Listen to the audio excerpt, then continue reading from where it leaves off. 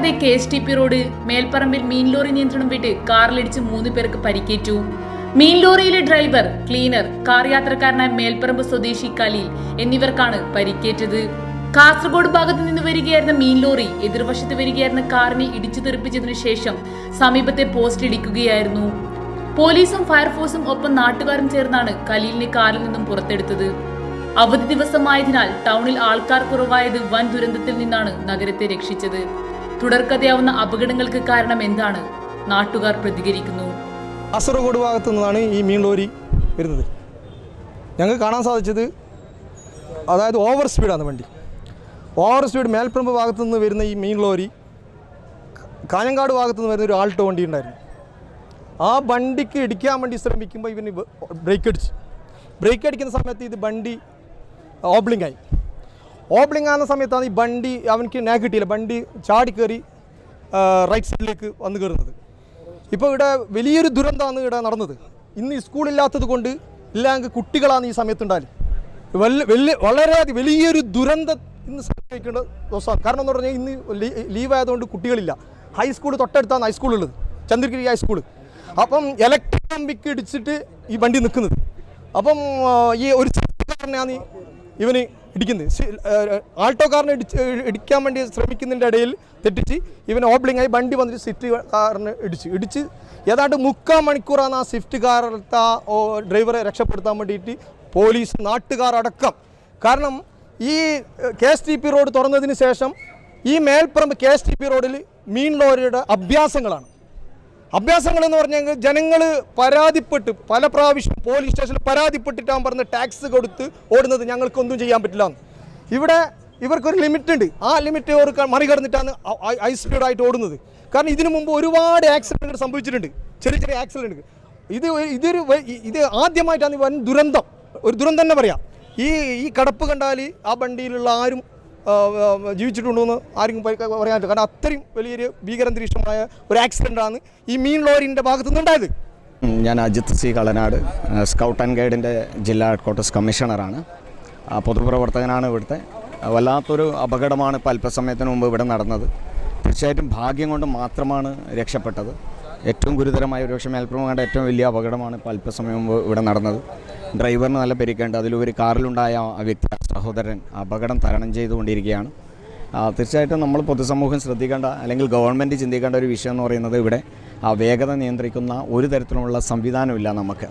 വേഗത കൺട്രോൾ ചെയ്യാൻ അല്ലെങ്കിൽ അത് ശ്രദ്ധിക്കാൻ വേണ്ടിയിട്ട് അത് പിടിക്കപ്പെടുന്ന രീതിയിൽ ഒരു തരത്തിലുമുള്ള വാഹന പരിശോധനയോ മറ്റോ ഈ മേൽപ്പറമ്പ് ഭാഗത്തില്ലാത്തത് തീർച്ചയായിട്ടും ഇനിയും അപകടം വരാൻ സാധ്യതയുണ്ട്. ഏറ്റവും വലിയ പ്രശ്നം എന്ന് പറയുന്നത് ഇവിടെ വലിയ ടാങ്കർ ലോറി, പെട്രോൾ വണ്ടി അടക്കമുള്ള വലിയ വാഹനങ്ങൾ ഇതിലൂടെ പോകുമ്പോൾ അതിനൊരു നിയന്ത്രണമോ അതിനൊരു ശക്തമായ നടപടിയോ ഇല്ലാത്തത് വല്ലാത്ത അപകടങ്ങൾക്ക് കാരണമാകാൻ സാധ്യതയുണ്ട്, ഇനിയും സാധ്യതയുണ്ട്. അതിനൊക്കെ ഒരു നിയന്ത്രണവും ഒരു സമയവും ആവശ്യമാണ്.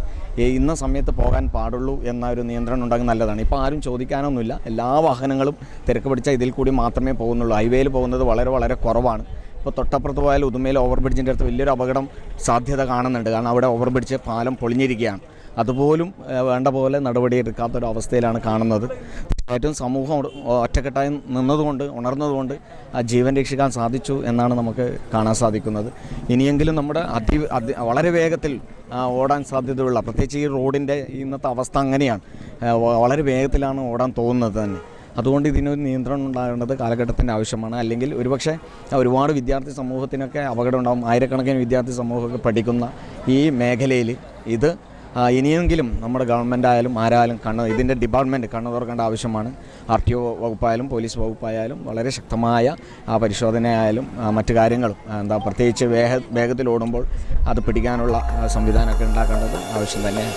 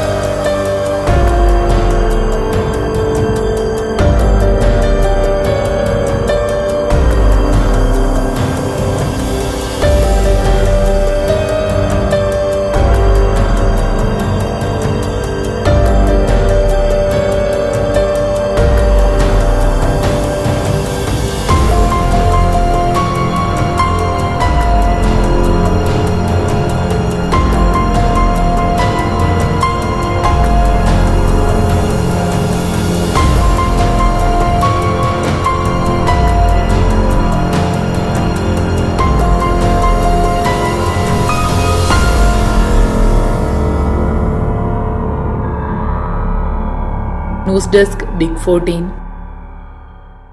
Think beautiful with Aura Gold near Kalyan Silks, New Bus Stand, Kasaragod.